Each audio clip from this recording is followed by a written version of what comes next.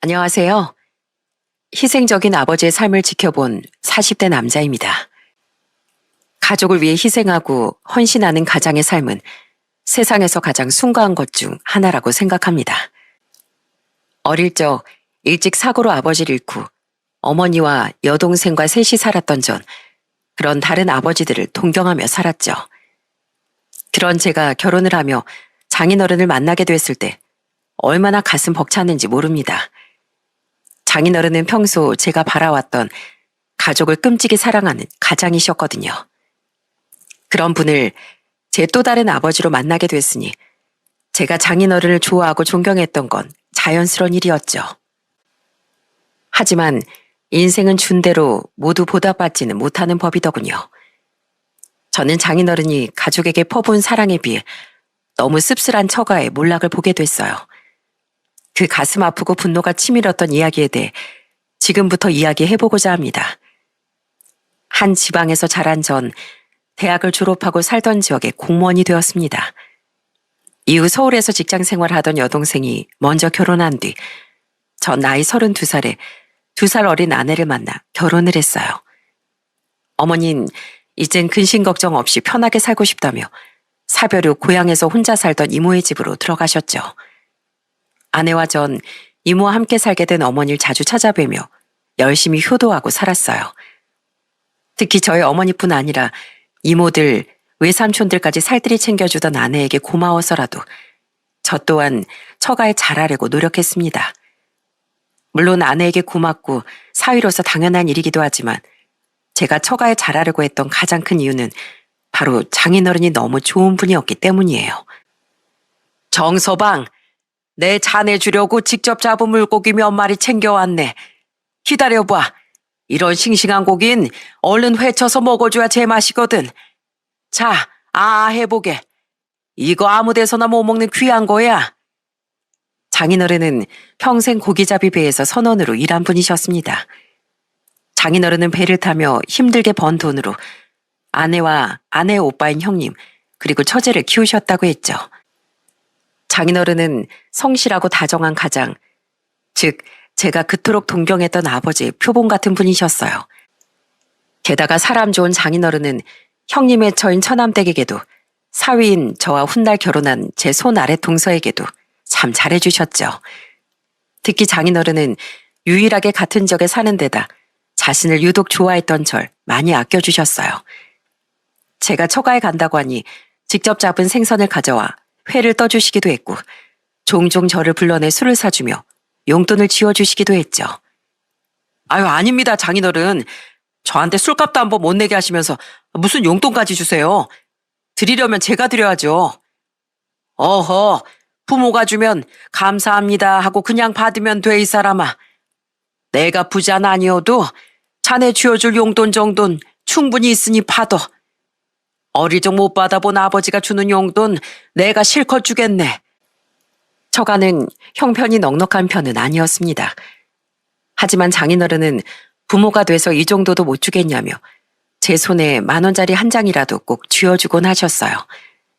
그 지폐 한 장에 담긴 사랑이 너무 커서 집으로 돌아가는 내내 제 마음은 늘 먹먹해지곤 했죠. 이렇게 결혼하며 생긴 장인어른이란 존재는 제게 아내와 2 아들만큼이나 중요하고 소중한 사람이었습니다. 하지만 장인어른을 제외한 다른 처가 식구들은 결혼 후에 겪어보니 차마 좋은 사람이라는 말은 못하겠더군요.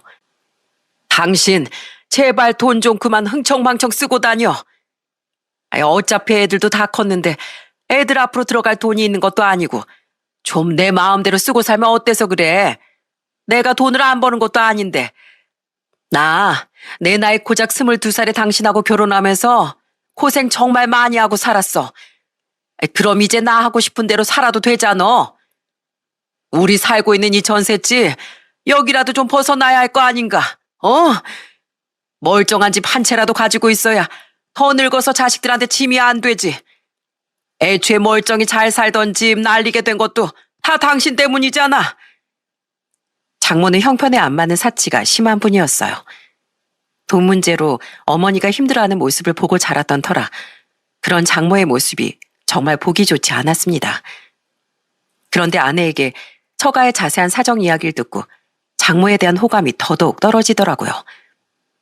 원래 어려운 형편에도 맞벌이를 하지 않고 주부로 살았던 장모는 제가 결혼하기 8년 전 큰 사고를 쳤었다는군요. 귀가 얇고 세상 물정을 잘 몰랐던 장모는 장인 몰래 이상한 곳에 투자를 했다가 큰 돈을 날렸다고 했죠. 나중에 장인어른은 술을 마시며 제게 힘없이 하소연을 하시기도 했어요. 에휴, 그때 자네 장모가 나한테 얼마나 애원했는지 모르네. 평생 내 앞에 납작 엎드려서 살 테니 제발 자기 버리지만 말아달라고 말이야. 그땐 정말 하늘이 무너지는 것 같았어. 그냥 한숨 한 번 쉬고 넘기기엔 너무 큰 돈이었으니까. 그나마 다행이었던 건 미리 모아둔 애들 결혼 자금하고 대학 학비는 내 따로 빼뒀었다는 게지. 경제권이 손에 없었던 장모는 쉽게 대출해준다는 말에 넘어가 사채로까지 돈을 빌렸었다는군요. 결국 눈덩이처럼 불어난 사채 빚을 갚기 위해 장인어른은 집을 팔고 전셋집으로 이사하셨다고 해요. 어차피 애들이야 각기 다른 지방에서 대학을 다니고 있었으니 그리 큰 집은 필요 없었네. 물론 따로 빼뒀던 애들 결혼 자금, 학비를 끌어다 쓰면 집을 팔지 않아도 됐을 수도 있겠지만 난 그러지 않았어. 평생 애들을 위해 벌고 아껴왔던 돈인데 필요할 때 애들을 위해 돈을 쓰지 못하면 너무 속상할 것 같았거든. 다행히 그래서 난 그 돈으로 애들 대학도 졸업시키고 이렇게 자네랑 큰애 결혼할 땐 결혼 자금도 대줄 수 있었지. 자기에게 말도 안 하고 큰 돈을 날린 장모에게 화가 났지만 장인어른은 결국 장모를 용서해 주셨다고 해요. 장모가 진심으로 사과하기도 했고 그깟 돈 때문에 자식을 셋이나 같이 낳고 키운 장모와 이혼할 생각은 없었다면서요. 이후 장모는 자신도 돈벌이에 돈을 보태겠다며 보험 설계사 일을 시작했다는군요.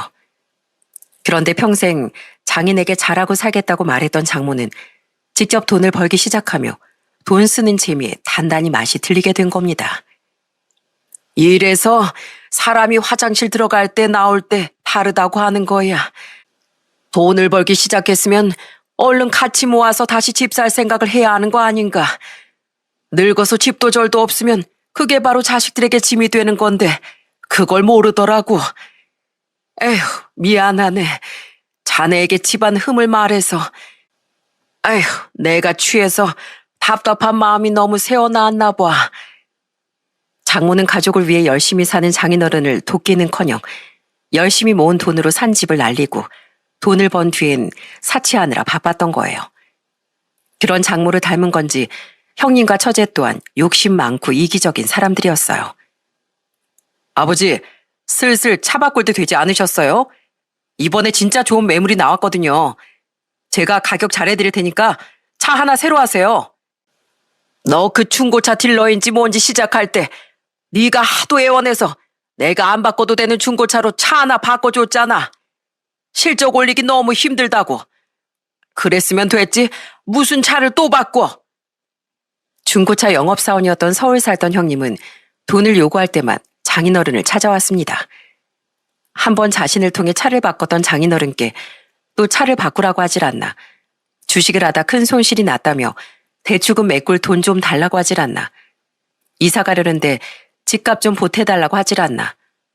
장인어른을 뵈러 처가에 자주 놀러가던 제가 본 것만 해도 수도 없었죠. 더 답답했던 건 다른 건 다 거절한 장인어른이 형님의 대출 빚은 갚아주셨다는 거예요. 장인어른 힘든 형편에 형님하고 저희한테 몇 천만 원이나 되는 결혼자금 보태주셨잖아요. 처가 형편 아니까 저희 집사람은 안 받겠다고 난리까지 쳤는데도 꾸역꾸역이요. 그럼 됐지 여기서 뭘 더 해주세요. 그러시면 안 돼요. 원래 사람은 자기 수중엔 없는 돈이 계속 생기면 돈 무서운 줄을 모르게 되는 법이라고요. 자네랑 성애가 날 답답해하는 거 아네. 나도 자식들을 위해서 다 해주는 것만이 능사가 아닌 건 알아. 근데 다른 건 다 그렇다 쳐도 빚 갚으며 사는 게 얼마나 힘든 일인가. 게다가 재준인 자식도 셋이나 되잖아. 애비로서 아들이 자기 자식들에게 애비 노릇 못하게 되는 일만은 막아주고 싶었네.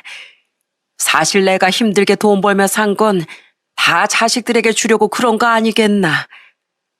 장인어른의 말씀은 이해했지만 가슴이 답답한 건 매한가지였습니다. 장인어른이 도와준다고 해도 형님도 처남댁도 고마운 기색이라곤 별로 보이지 않았거든요. 그런 배은망덕함은 처제도 마찬가지였어요.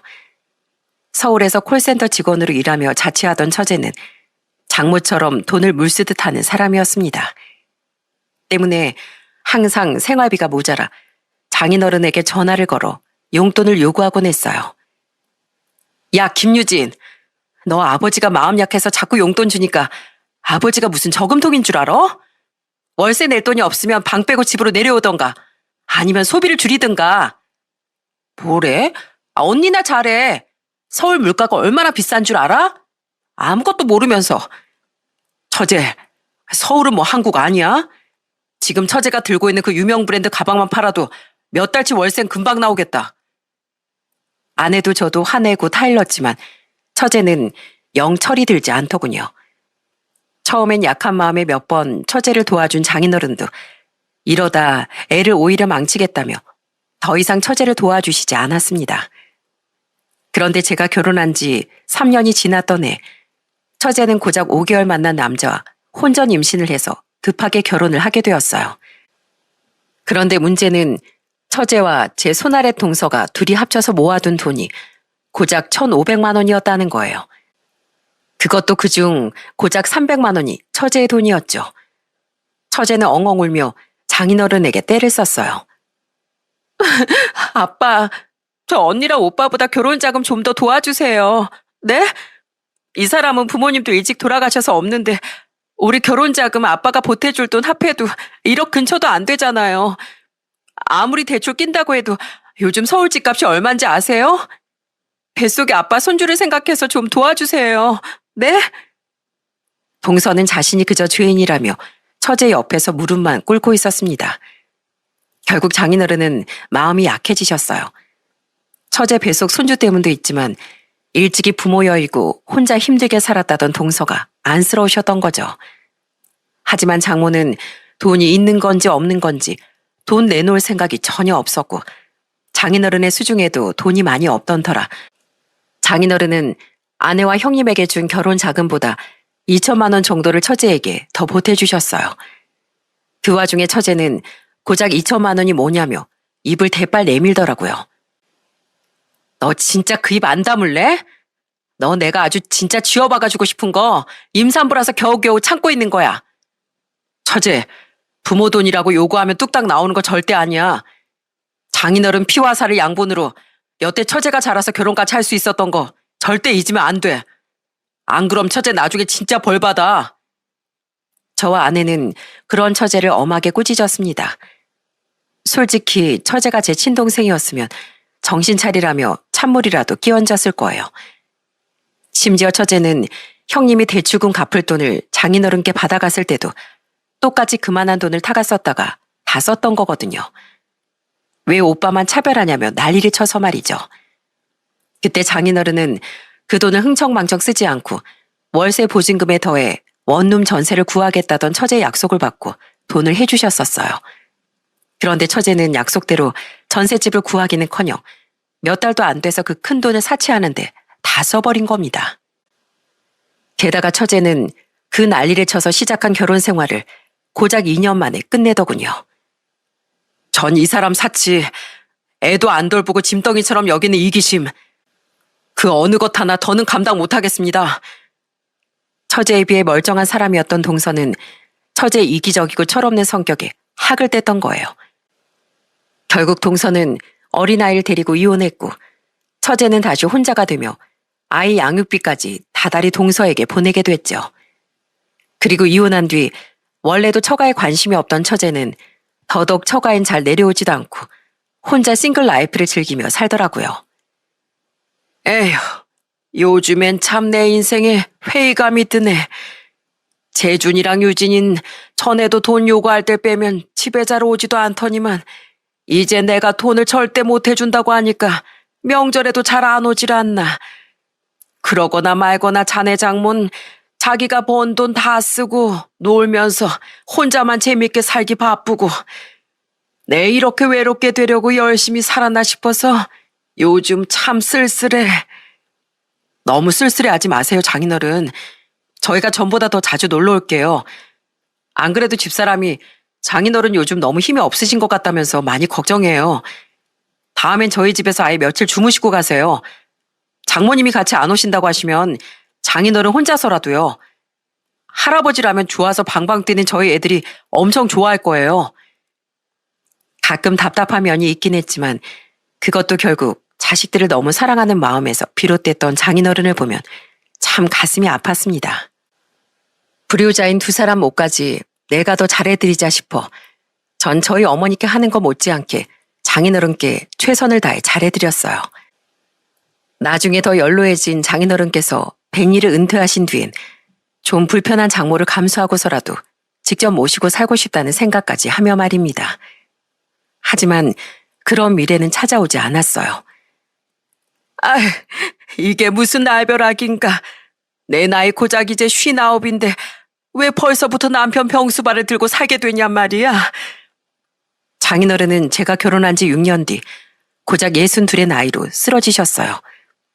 평생 고생하며 몸에 축적된 피로가 뇌출혈이라는 무서운 병으로 터져버린 거죠. 장인어른은 긴급수술 후 목숨은 건졌지만 몸의 마비, 특히 한쪽 몸의 심한 편마디와 약간의 언어장애를 얻게 되셨어요.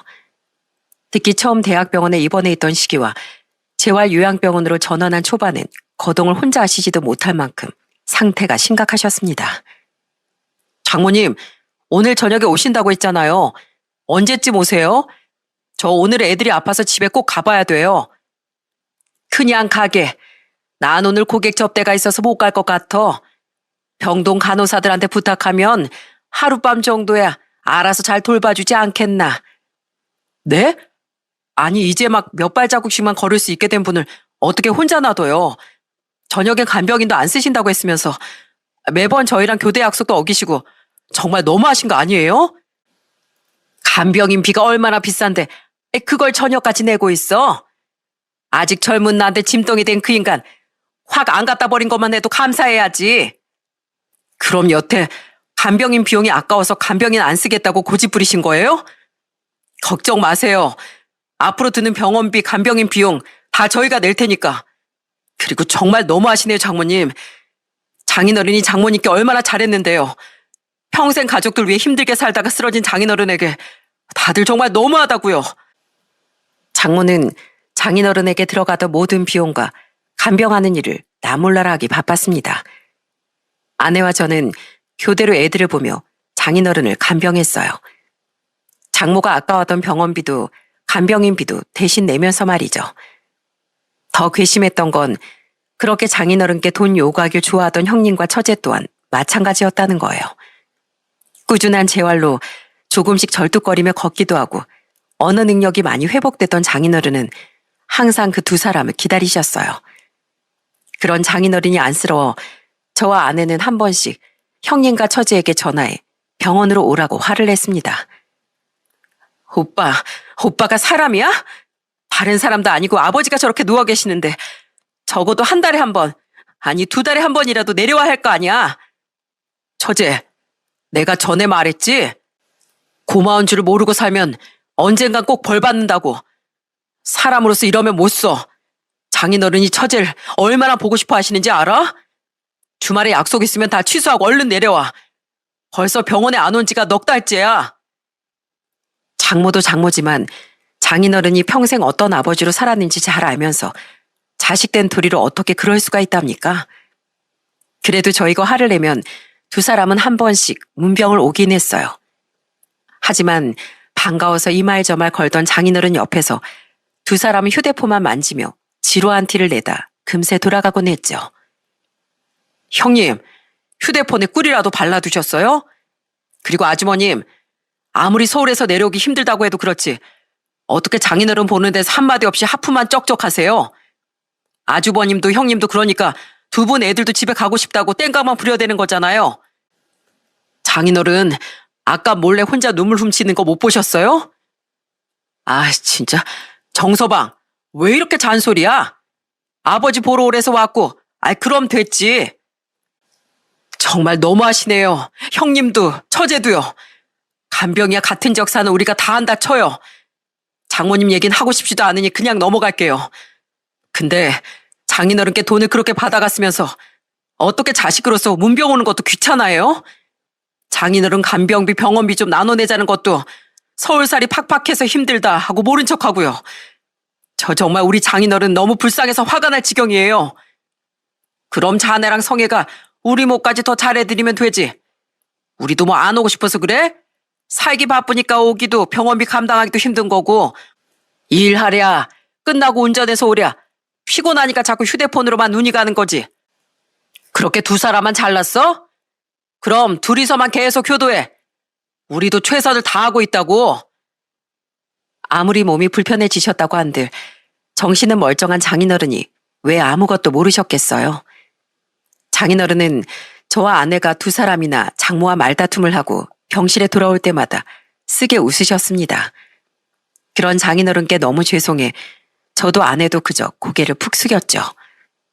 그리고 더욱 충격적이게도 장모는 장인어른이 쓰러진 지 2년 뒤 이혼까지 아예 해버리더군요. 난 더 이상 네 아버지 병수발 못하겠다. 아직 창창한 내 인생 남편 간병하는데 더는 허비하고 싶지 않아. 난 이제 내 인생 살련다. 엄마, 아버진 가족 위해서 평생 헌신하다 저렇게 되셨는데 엄만 그런 아버지를 버리고 엄마 인생을 찾겠다고요? 이게 말이 돼요? 왜 안 돼? 어차피 예전에 내가 까먹은 돈도 있으니 얼마 안 되는 그 전세집 보증금 재산 네 아버지한테 유리하게 준다니까. 네 아버지도 다 동의했어. 왜 넌 항상 네 아버지만 불쌍해하고 엄마인 내 입장은 생각도 안 해주니? 엄마가 아버지에 비해 너무 이기적인 사람인 걸 잘 아니까요. 아내가 소리를 지르고 화를 냈지만 장모는 눈 하나 깜빡하지 않고 집을 나가버렸습니다. 심지어 그때 형님과 처제는 장모도 장모 인생이 있지 않겠냐며 장인 앞에서 오히려 장모 입장을 두둔하기까지 했죠. 큰 상처를 받은 데다 길어지는 투병 생활로 인해 모든 의욕이 없어졌던 장인어른은 이혼당한 뒤 항상 눈물만 흘리셨어요. 내가 더 살아서 무엇하나. 정서방, 날로 잃어가는 건강보다 내가 인생을 잘못 산 것 같다는 생각이 날 더 괴롭게 하네. 난 분명 가족들을 아주 많이 사랑했고 가족들만 보며 살았어. 그런데 내 곁에 남은 건 결국 둘째 성애랑 자네뿐이네. 저랑 집사람이 다른 식구들 몫까지 더 잘할게요. 그러니까 장인어른 살아서 무엇하나 같은 말씀 하지 마세요. 그러니까 겨우 재활한 팔다리도 계속 다시 힘이 빠지고 합병증도 달려들고 있잖아요. 삶의 의욕을 잃은 탓인지 장인어른의 건강은 점점 악화됐습니다. 장인어른은 합병증으로 폐질환과 심부전증을 얻게 됐어요. 게다가 많은 의지와 함께 기력도 약해져 가니 언어를 제외하면 겨우 재활했던 몸, 특히 다리 힘도 점차 빠져 다시금 거동도 전보다 자유롭지 못하게 됐죠. 그 와중에 더욱 화가 났던 건 장모의 행동이었어요. 인사하게 정서봐. 자네 새 장인일세. 네? 장인이요? 장인어른과 이혼한 지 고작 7개월 만에 장모는 우리에게 새 장인이랍시고 자기보다 8살 많은 아저씨를 인사시켜주더군요. 나이가 70이었으니 아저씨라고 해야 할지 할아버지라고 해야 할지 모르겠지만 아무튼 말이죠. 장인어른과 장모의 이혼 후 단단히 화가 나서 장모와는 보지 않고 살던 우리는 오랜만에 받은 장모의 전화를 받고 식사를 하러 나갔습니다. 그래도 너를 키워준 엄마인데 아무리 화가 나도 얼굴은 보고 살아야 하지 않냐며 장모가 나와달라고 아내에게 의원을 했었거든요. 때문에 마음이 약해진 아내와 전 오랜만에 장모와 형님, 처제와 다 같이 만나 식사하는 자리인 줄로만 알고 애들과 함께 나갔었던 거예요. 황당해서 뻥쪄있던 우리에게 그 아저씨가 잠시 화장실에 간 사이 장모는 이렇게 말했어요. 똥 씹은 표정 두 사람 다 그만해. 저 사람 자식들은 다 나한테 잘해줬단 말이야. 12년 전에 사별하고 혼자 쓸쓸하게 산 자기 아버지랑 재혼해줘서 고맙다고. 장모님, 좀 전에 너무 황당해서 말이 안 나왔는데 이게 말이 된다고 생각하세요? 장인어른하고 이혼한 지 이제 겨우 반년 더 지났는데 벌써 혼인신고까지 마치고 그 집에 들어가 살고 있다고요? 설마 장모님 바람 피우셨던 거예요? 아니야.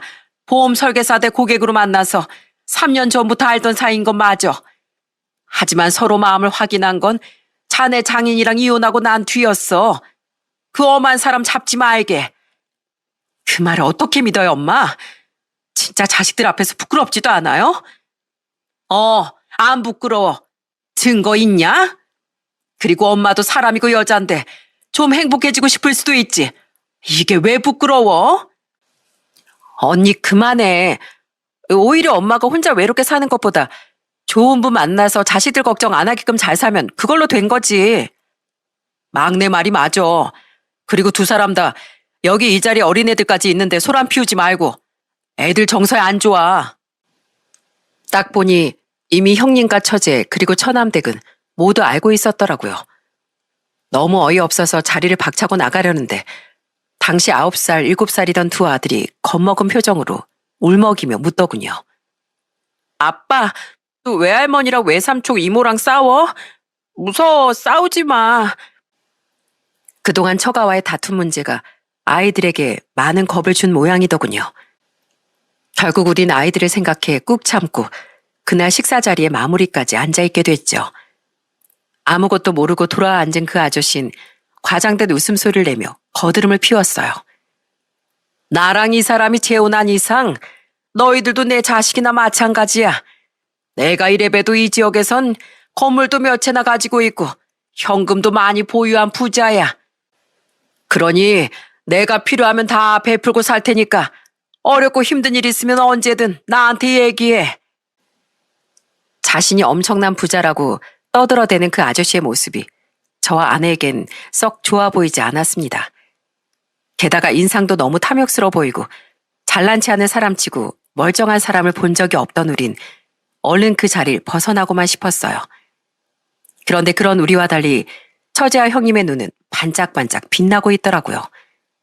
아마 두 사람은 그 아저씨의 말에 완전히 혹했던 것 같았어요. 형님, 저도 계속 형님한테 전화하기 싫은데 장인어른 건강이 날이 갈수록 악화되고 있어요. 그리고 몸이랑 같이 마음도 계속 약해지시는 건지 장인어른이 전보다 형님하고 처제를 더 자주 보고 싶어 하세요. 이번 주말에라도 한번 내려오세요. 네? 안 돼. 우리 바빠. 우리 가족이랑 유진이 새아버지랑 같이 이번 주 금토일 제주도 놀러 가기로 했거든. 새아버지가 비행기 값도 5성급 호텔비도 다 내주신다지 뭐야? 새아버지요?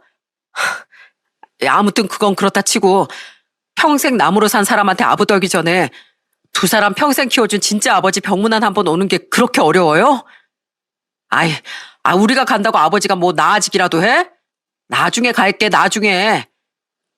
그런 것들도 자식이라고 장인어른은 계속해서 두 사람을 찾으셨어요. 언제 삶의 마지막 불빛이 꺼질지 모르는 장인어른이 너무 안쓰러워 저와 아내는 몇 번이나 두 사람에게 전화하곤 했죠. 하지만 두 사람은 그 아저씨를 벌써 새아버지라고 부르며 아부하고 아양 떨기에만 바쁘더라고요. 못된 것들, 내가 자기들을 어떻게 키웠는데. 울지 마세요, 장인어른. 그냥 제가 다 죄송해요. 결국 장모의 재혼 후 두 사람은 한 번도 장인어른을 찾아오지 않았습니다. 그리고 장모의 재혼으로부터 4개월 뒤 장인어른의 건강은 악화될 대로 악화돼 있었어요. 결국 우린 장인어른을 요양병원에서 다시 대학병원으로 옮겨야 했죠. 이 정도면 언제 어떻게 될지 모르는 상황입니다. 가족분들께 연락드려서 마지막을 미리 준비하셔야 될 것 같아요. 결국 아내와 전 절대 듣고 싶지 않았던 의사의 당부까지 들어야 했습니다. 장인어른 또한 의식이 있을 때 절친했던 친구들과 가족들을 모두 보고 싶어 하셨어요. 하지만 장인어른의 친구분들이 다녀가실 때까지 끝내 형님과 처제는 장인어른의 병원에 모습을 드러내지 않았죠. 그것도 분노를 유발하는 말을 하면서 말입니다. 우리 지금 못 가요, 형부. 새아버지 칠순 기념해서 다 같이 대만 여행 와 있거든요. 모레 오후에 한국 들어가긴 하는데 그날 저녁에 새아버지 칠순 잔치도 열려서 그때까지 못 가요. 뭐야, 정서방이야? 정서방, 나야. 아버지가 위독하시다고? 에이, 병원에선 다 그렇게 말해. 그리고 솔직히 이젠 자기가 어엿한 우리 아버지인데 새아버지가 우리가 아버지한테 간다고 하면 얼마나 서운해하시겠어? 만약 아버지가 진짜 돌아가시면 그땐 우리가 진짜로 달려갈게. 그래도 상주는 필요하잖아. 뭐예요? 상주? 인간들이 진짜 단체로 약을 잘못 먹었나? 그러지 않고서 어떻게 이렇게 사람 같지도 않게 굴 수가 있어요? 아니, 존댓말 해줄 필요도 없지. 야, 김재준. 넌 내가 나보다 나이도 1살 어린 너한테 꼬박꼬박 형님이라고 해주니까 내가 웃었냐? 어디 그런 말 같지도 않는 소리에 짓거리고 있어? 만난 지 고작 몇 개월 된 아저씨가 서운해하는 게 뭐 대수라고. 어디 돈에만 눈이 멀어서 그런 금수 같은 말을 해. 옆에 처제도 같이 있지? 둘 다 잘 들어. 우리 장인어른하고는 비교도 안 되는 니들도 나중에 꼭 너희들 자식들한테 오염수 같은 취급받고 살아라. 너희 같은 놈들 미래에 꼭 똥밥만 가득하라고 내가 두고두고 빌 거야. 알았어? 이 천벌받을 인간들아. 나도 바꿔줘봐, 여보. 야, 김재준, 김유진. 니들은 이제 내 인생에 완전히 없는 인간들이야. 니들도 니들 꼬락선일 보고도 아무 말도 안 하고 같이 여행 중인 엄마도 전부 다. 그들은 장모의 새 남편 칠순 기념 여행과 잔치 때문에 위독한 장인어른께 못 달려온다고 말한 겁니다. 어디서 이런 재활용도 안 되는 인간들이 튀어나왔나 싶더라고요. 우린 펄펄 뛰며 통화를 마치곤 다시 장인어른의 병실로 돌아왔어요. 그때 장인어른은 슬픈 표정으로 이렇게 말하셨죠. 너희들 잔뜩 화난 표정을 보아하니 애들이 끝내 안 오겠다고 한 모양이구나. 아니에요, 장인어른. 그게 나 위해서 거짓말 해줄 필요 없네, 정서방. 곧 떠날 내 마음 편하게 해주려고 한 건 아내만 내가 바보인가? 그래도 평생 사랑으로 키운 자식들이라고 하늘로 가기 전에 꼭 그 애들을 보고 싶었네. 지금이라도 와서 내게 사과하면 내 늦었지만 그 애들을 용서해 주려고 했어. 하지만 이젠 다 틀린 것 같네. 장인어른은 그때 비로소 두 사람을 포기하신 겁니다. 그리고 장인어른은 제 손을 잡고 이렇게 말씀하셨어요. 정서방, 내 왠지 미약하나마 이만한 의식이 남아있을 때가 이번이 마지막일 것 같네. 그래서 그동안 자네에게 참 미안하고 고마웠다는 말을 꼭 하고 싶어. 다른 자식들, 아내 다 외면한 내 옆에 남아서 힘겨운 내색 한 번 없이 간병해주고 위로해준 자네가 내 친정한 자식일세. 그리고 성애야, 가족들 모두에게 등 돌리고서라도 이 애비를 챙겨줘서 고맙구나. 유일하게 너만이 내가 돈을 주면 미안해했고 단 한 번도 내게 돈을 달라고 때를 쓰지도 않았지. 그러기는커녕 몰래 내 주머니에 용돈 넣어주고 효도하려고 애를 써준 게 너랑 정서방이 유일했어. 내 비록 가진 건 없지만 너희 두 사람에게 남은 유산을 모두 물려주려고 한다. 그리고 사실 내 앞으로 사망보험이 하나 들어져 있는데 그 보험금은 정서방 자네 앞으로 남겨져 있네. 그동안 날 보살펴줘서 참 고마웠어. 안내 이미 몇 달 전에 친구 녀석 아는 변호사 통해서 유언장 작성과 법적 절차는 다 아무 문제 없이 끝내놨네. 그러니 다른 두 녀석이 벌떼처럼 달려들어도 절대 내가 남긴 돈들 나눠줄 필요 없어. 저 장인어른, 저희는 돈을 바라고 그런 게 아니에요. 알지, 알어. 그랬으면 애초에 자네랑 성애가 내 병원비를 다 대겠는가. 내가 집사람이랑 이혼하고 수중에 남은 전셋집 전세금을 고스란히 내 통장에 뒀겠어. 그래도 난 내 남은 돈과 보험금이 금수 같은 그 두 녀석에게 가는 걸 전혀 원하지 않네. 그러니 내 은혜 갚는 마음으로 남긴 그 돈들 두 사람이 잘 받아서 앞으로 우리 손주들 위해 써줘. 체념 섞인 장인어른의 말을 듣는데 자꾸만 눈물이 쏟아졌습니다. 유산을 남겨주셔서 감격한 게 아니라 이런 따뜻한 분의 마지막이 이토록 초라한 것이 너무 서글퍼서요. 아내 또한 같은 마음이었는지 몸을 잘 일으키지도 못하는 장인어른을 안고 엉엉 울었죠.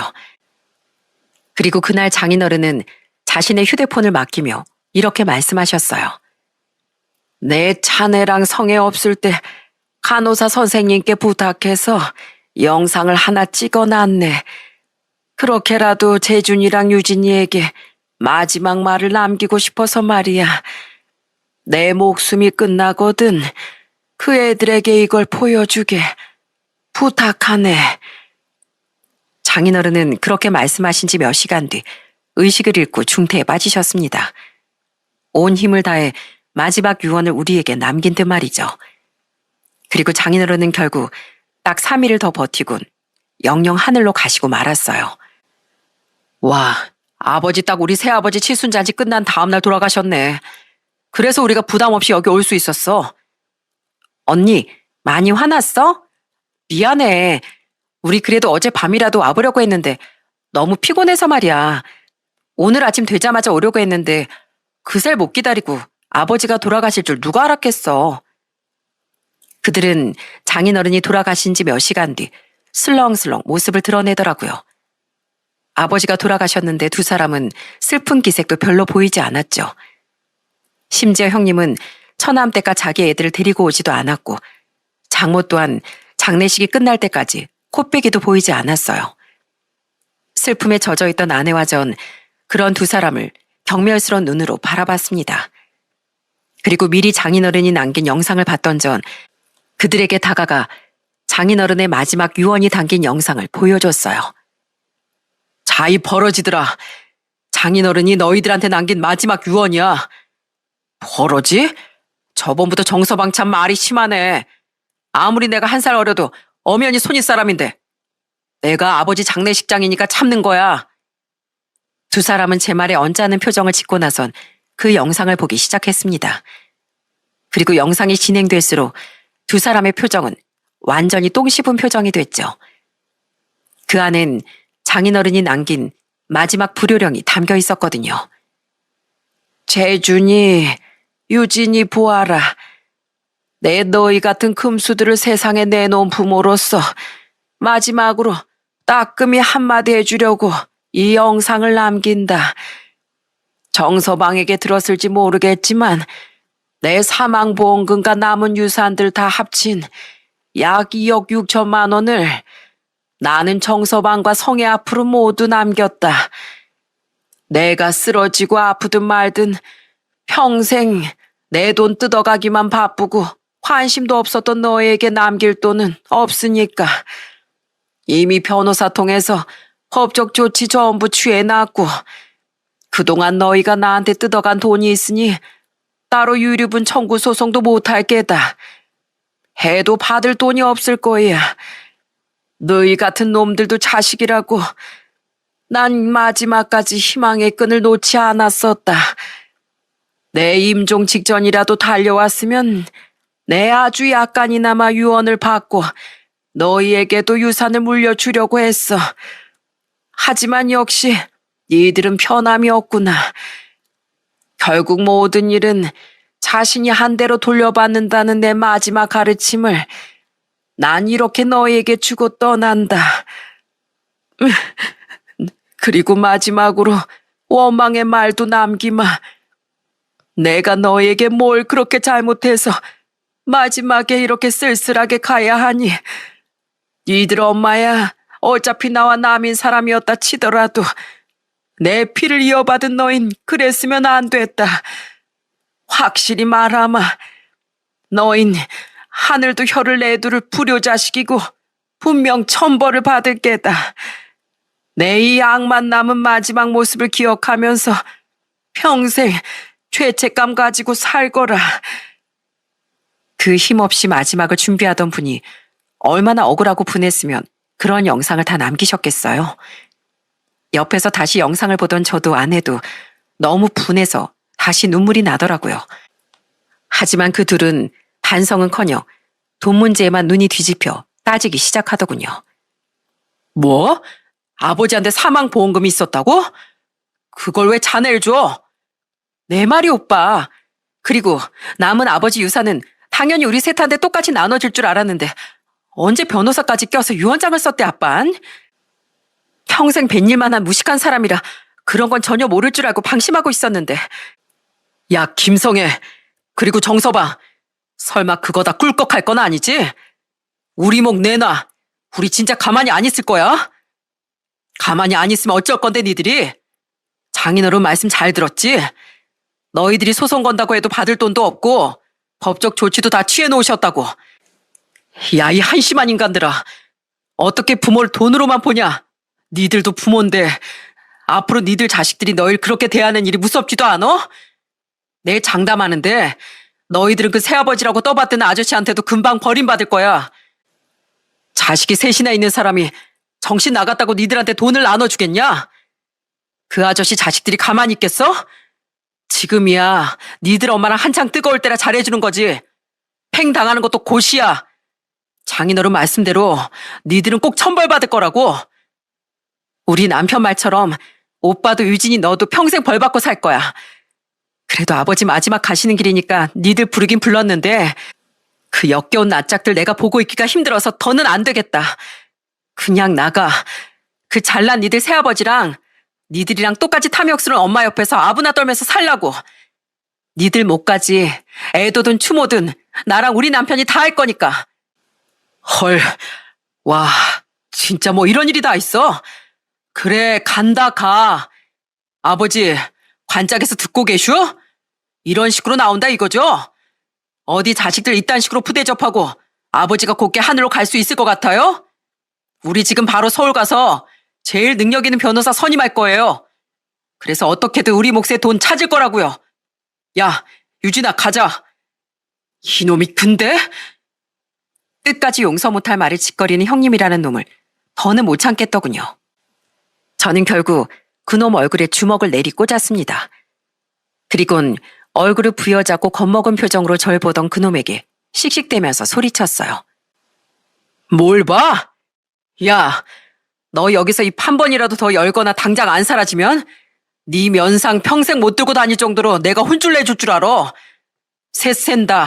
알았어? 하나, 둘, 셋! 간다고! 그놈과 처제는 기겁을 하며 줄행랑을 쳤습니다. 저도 아내도 마지막까지 자식들에게 저런 말을 들어야 했던 장인어른께 죄송해 눈물을 쏟아냈어요. 조문 겸 저희 아이들을 봐주기 위해 일찍이 와 계셨던 저희 어머니도 기함을 하며 우리를 달래주셨죠. 그렇게 우린 그 두 사람 없이 장인어른의 서글픈 장례식을 마무리했어요. 그 뒤 그 두 사람은 정말로 우리에게 소송을 걸었습니다. 하지만 그들은 당연하게도 패소해 우리에게서 한 푼도 가져가지 못했어요. 그리고 장인어른을 처참하게 배신했던 그 둘과 장모가 2년이 지난 지금 어떻게 살고 있는지 아시나요?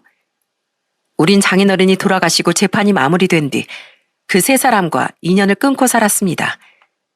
그런데 얼마 전 장모가 저희 집 앞까지 찾아와 엉엉 울며 사정을 하더라고요. 그때 그 세 사람의 근황을 듣고 정말 기가 막혔네요. 제발 나 좀 같이 살게 해주게 정서봐. 성애야, 내가 그래도 네 엄마잖아. 엄마 지금 갈 곳이 없어. 그게 무슨 소리예요? 재혼한 아저씨는 어쩌고요? 그 망할 놈의 인간. 그렇게 나한테 간도 쓸개도 빼줄 것 같이 굴더니만 이제 내가 질린다면서 이혼하고 나 쫓아내버렸어. 나도 네 오빠랑 동생도 너무 돈만 밝혀서 짜증난데 그런 말이나 애초에 그렇게 하지 말던가. 자기가 그렇게 말했으니까 우리 애들이랑 내가 미리 재산 좀 나눠달라고 부탁한 거잖아. 그 인간하고 결혼하고 평생 떵떵거리면서 살 줄 알고 나 직장도 그만두고 수중에 있던 돈도 다 써버렸는데 이제 와서 이러면 어쩌자는 거니? 그래서 나 지금 고시원에 들어가서 살고 있다. 이 나이에. 그럼 오빠나 유진이한테 가면 되잖아요. 그 망할 것들한텐 이미 갔었지. 그것들은 날 완전 문전박대하더라. 나 때문에 괜히 너희 아버지 유산도 한 푼도 못 돌려받고 재혼한 남편한테도 한 푼도 못 받고 농락만 당했다면서 말이야. 그럴 거면 지들이 애초에 잘할 것이지. 왜 이제 와서 내 탓이라니? 이렇게 이혼할 거면 돈이라도 내놓으라고 그 인간한테 다시 쫓아갔었거든? 근데 그 집 자식들이 날 경찰까지 불러서 쫓아내더라. 우리 아버지가 여태 집에 들인 여자가 몇이었는지 아냐면서 불화 만들기 싫으니까 나한테 잘해주는 척만 했던 거지. 진짜 내가 자기들 새엄마라도 된 줄 착각한 거냐고 비웃었어. 아우, 진짜 분해서 정말. 역시는 역시나였습니다. 장모가 재혼했던 아저씨는 역시나 그들에게 재산을 나눠줄 생각이 없었고 그 집 자식들도 보통이 아니었던 거예요. 그렇게 맨몸으로 쫓겨난 장모는 두 사람에게도 문전박대 당하고 우릴 찾아온 거죠. 게다가 그 둘의 근황도 처참하기 짝이 없었어요. 형님은 고객들을 상대로 침수차를 팔아먹다가 단체로 고소당해 지금 법정 싸움 중이라더군요. 처제는 웬 제비를 만나 돈도 다 뜯기고 다시 결혼 전 시절처럼 원룸 월세에 살고 있다고 했죠. 그런 엉망인 상황이었으니 더더욱 두 사람은 분풀이로 장모를 쫓아냈던 겁니다. 세상에 역시 인과응보는 존재하나 봐. 엄마, 난 엄마 받아줄 생각도 없고 불쌍한 우리 아버지 배신한 엄마랑 더 이상 부모 자식 간의 연을 이어나가고 싶은 생각도 없어. 그러니까 두 번 다시 찾아오지 마. 장모님은 저희 부부에겐 더 이상 없는 존재입니다. 받은 은혜도 귀한 줄 모르는 사람은 또 언젠가 우리 뒤통수도 반드시 칠 사람은 절대 곁에 두고 싶지 않거든요. 우리 애들이 보고 배울 점도 없고요. 전 이렇게라도 불쌍한 장인어른의 복수를 해야겠어요. 안녕히 가세요. 저와 아내는 왜 너희들은 항상 그 영감만 부모 취급하냐며 발을 동동 구르던 장모를 뒤로하고 집으로 들어왔습니다. 장모와 그 두 사람이 쭉 잘 먹고 잘 살았다면 너무 분했을 것 같아요. 그런데 저의 그런 마음을 하늘이 알아준 건지 결국 그런 말로를 맞이했다고 하니 솔직히 통쾌했던 것도 사실이에요. 하지만 그들과 피로 이어진 가족인 아내 앞에서 구태여 그런 말을 하진 않았는데 그때 아내가 제게 이러더라고요. 이걸로 하늘에 계신 아버지가 좀 위로받으셨을까? 그랬으면 좋겠다. 나만 해도 너무 못돼 보이지만 이제 속이 좀 후련하거든. 난 이게 돌아가신 아버지에 대한 의리라고 생각하고 앞으로도 절대 엄마랑 그 둘을 용서할 생각이 없어. 꼭 난 그 세 사람이 더 큰 천벌을 받길 바래. 아내가 얼마나 장인어른을 사랑했는지 알기에 눈가가 뜨거워졌습니다. 저는 돌아가신 장인어른 생각에 차오르는 눈물을 꾹 참으며 아내를 가만히 안아줬어요. 그렇게 우린 완전히 와해된 처가 식구들과 인연을 끊고 지금은 저희 어머니만 자주 찾아뵈며 살고 있죠. 아내는 며칠 전 제게 이런 말을 하더군요. 난 평생 자식들에게 헌신한 아버지 인생이 틀리지 않았다는 걸 세상에 보여주고 싶어. 비록 오빠도 동생도 짐승만도 못한 사람이 됐지만 나라도 평생 올곧게 살면서 아버지가 자식 농사에 실패한 것이 절대 아니라는 걸 증명하고 싶어요, 여보. 그게 내가 아버지께 해드릴 수 있는 마지막 효도야. 아내는 자신이 인생을 잘못 산 것 같다며 흐느끼던 장인어른의 말을 계속 마음에 담아두고 있었던 거예요. 저는 그런 아내를 꼭 안아주며 나도 함께 하겠다고, 또한 우리 아이들도 꼭 착하고 훌륭하게 키워서 돌아가신 장인어른을 기쁘게 해드리자고 말했죠. 그때의 말처럼 전 항상 장인어른을 잊지 않고 장인어른처럼 책임감 있는 가장으로서 아이들과 아내를 지키며 살 생각이에요. 주위를 보면 간혹 부모란 존재의 감사함을 완전히 망각하고 살아가는 사람들이 있는 것 같더군요. 마치 제 형님과 처제처럼 말이죠. 또한 그런 사람들은 감사함을 잊은 사람에겐 좋은 미래도 영광도 없다는 진리도 잘 깨닫지 못하는 것 같더라고요. 어떻게 사는 게 잘 살고 못 사는 인생인 것인지에 대한 정답을 내리긴 어렵다고 생각합니다. 하지만 적어도 인간된 도리를 저버리고 사는 사람은 인간의 삶인 인생을 살고 있는 것이 아니라는 말을 사연을 마무리하며 꼭 남기고 싶네요. 우리 모두 그저 사는 것이 아닌 인생을 살아가도록 노력했으면 좋겠습니다. 그럼 저는 여기서 인사드리며 이만 사연을 마칠게요. 감사합니다.